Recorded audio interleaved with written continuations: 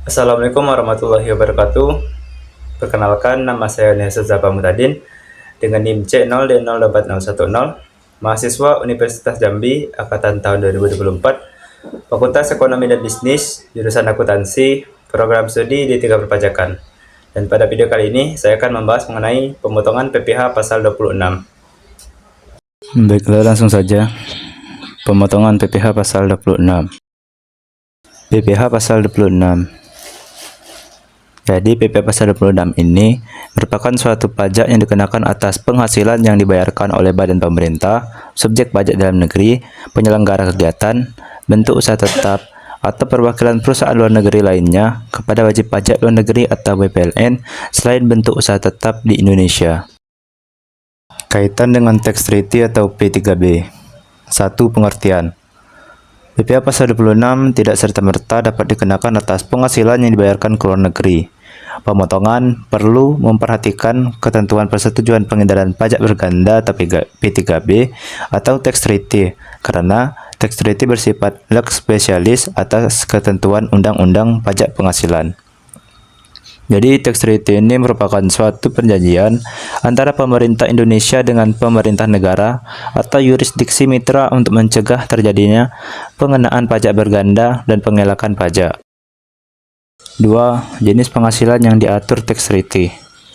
Adapun beberapa jenis penghasilan yang dapat diatur dalam tax treaty adalah yang pertama, active income atau penghasilan yang berasal dari kegiatan usaha dan pekerjaan. Contohnya, penghasilan kegiatan bisnis, penghasilan atas hubungan kerja, dan penghasilan dari pemberi jasa profesi yang dilakukan oleh individu. Kedua, passive income, yakni penghasilan yang berasal dari investasi dalam bentuk tangible maupun intangible properties. Dan ketiga, other income atau penghasilan yang tidak dapat digolongkan berdasarkan kedua penggolongan yang telah disebutkan. 3. Syarat untuk memanfaatkan tax treaty. Dengan menerapkan ketentuan tax treaty, WPLN mungkin tidak dipotong pajak atau dipotong dengan tarif yang lebih rendah dibandingkan dengan ketentuan domestik. Namun, terdapat beberapa syarat untuk memanfaatkan tax treaty, yaitu antara lain penerima penghasilan bukan subjek pajak dalam negeri Indonesia. Penerima penghasilan merupakan orang pribadi atau badan yang merupakan subjek pajak dalam negeri dari negara mitra atau yurisdiksi mitra P3B. Tidak terjadi penyalahgunaan P3B dan penerima penghasilan merupakan beneficial owner dalam hal dipersyaratkan dalam P3B. Subjek PPh pasal 26. Yang menjadi subjek pemotongan withholding tax PPh pasal 26 adalah WPLN selain BUT. Meskipun BUT merupakan subjek pajak luar negeri, pengenaan pajaknya diberlakukan seperti badan usaha dalam negeri, sehingga penghasilan yang diterima tidak dipotong PPh pasal 26. Pemotongan dapat dilakukan oleh badan pemerintah, subjek pajak dalam negeri, penyelenggara kegiatan, BUT, maupun perwakilan perusahaan luar negeri lainnya yang melakukan pembayaran kepada WPLN selain bentuk usaha tetap di Indonesia. Objek PPh pasal 26. Objek pajak PPh pasal 26 mencakup semua penghasilan yang diterima atau diperoleh WPLN dari Indonesia. Beberapa kategori utama objek pajak ini antara lain: pertama, penghasilan dari dividen. Dividen yang dibayarkan kepada WPLN dikenakan PPh pasal 26. Dividen berasal dari keuntungan perusahaan yang beroperasi di Indonesia. Kedua, bunga, premium, dan diskonto. Bunga termasuk premium, diskonto, dan imbalan lain terkait jaminan pengembalian utang juga termasuk dalam objek PPh pasal 26. Ketiga, royalti. Penghasilan dari penggunaan hak cipta, paten, merek dagang, atau hak kekayaan intelektual lainnya juga dikenakan PPh pasal 26. Keempat, sewa dan penghasilan lain sehubungan dengan penggunaan harta. Penghasilan dari persewaan harta milik WPLN, misalnya mesin, kendaraan, peralatan, juga dikenakan PPh pasal 26. Kelima, imbalan jasa, pekerjaan, dan kegiatan. Imbalan atas jasa, pekerjaan, dan kegiatan yang diberikan kepada WPLN juga dikenakan PPh pasal 26. Pembayaran jasa konsultan, manajemen, jasa profesional lainnya, atau gaji tenaga kerja asing. Keenam, hadiah dan penghargaan.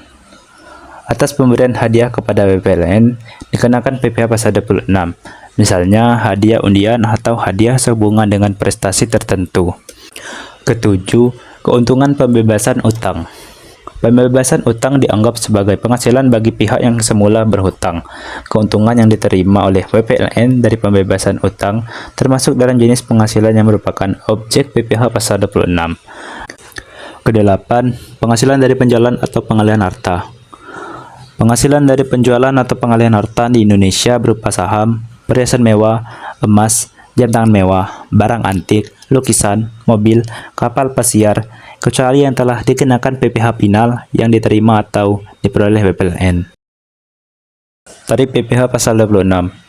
Tarif PPh pasal 26 ditentukan berdasarkan jenis penghasilan yang diterima atau diperoleh WPLN dan adanya perjanjian penghindaran pajak berganda atau P3B atau tax treaty antara Indonesia dengan negara domisili WPLN.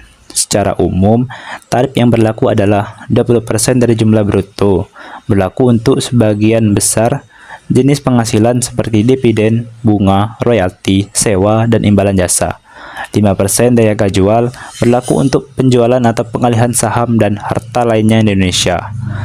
Tarif berdasarkan tax treaty, tarif yang berlaku dapat menjadi lebih rendah dari 20% sesuai tarif yang diatur dalam tax treaty jika WPLN merupakan wajib pajak di negara yang memiliki tax treaty dengan Indonesia dan syarat penerapan tax treaty dapat terpenuhi. Salah satu syarat penerapan tax treaty adalah adanya surat keterangan domisili atau SKD WPLN.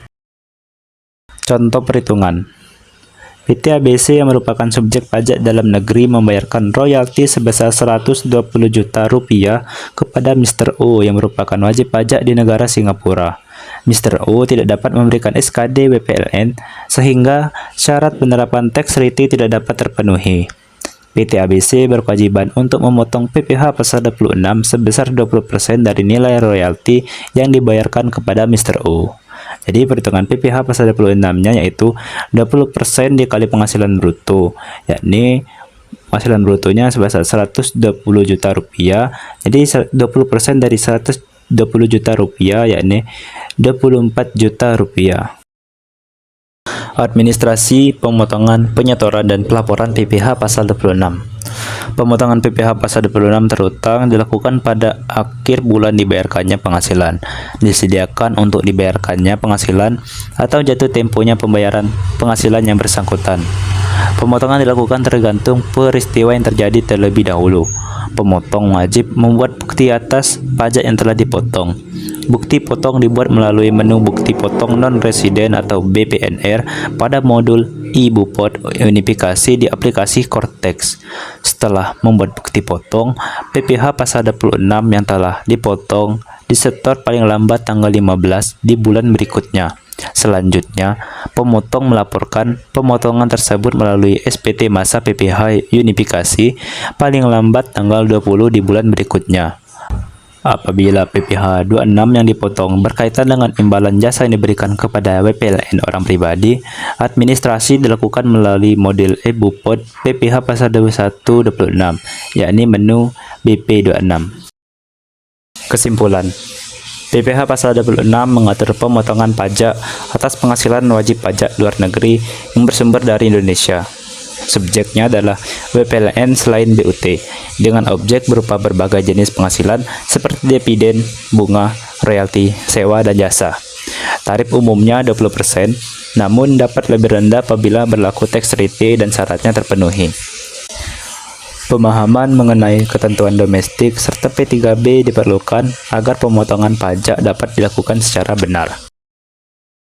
Sekian kurang lebih apa yang ingin saya sampaikan. Sebelumnya saya ingin berterima kasih kepada Bapak Wirmi Eka Putra dan Ibu Sela Aprilia Murni Dayanti selaku dosen pengampu mata kuliah pajak penghasilan, pemotongan, dan pemungutan yang telah memberikan tugas ini sehingga menambah pengetahuan dan wawasan saya terkait dengan materi yang dibahas.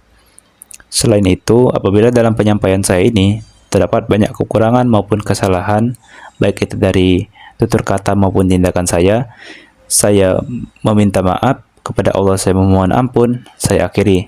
Wabillahi taufiq wal hidayah. Wassalamualaikum warahmatullahi wabarakatuh.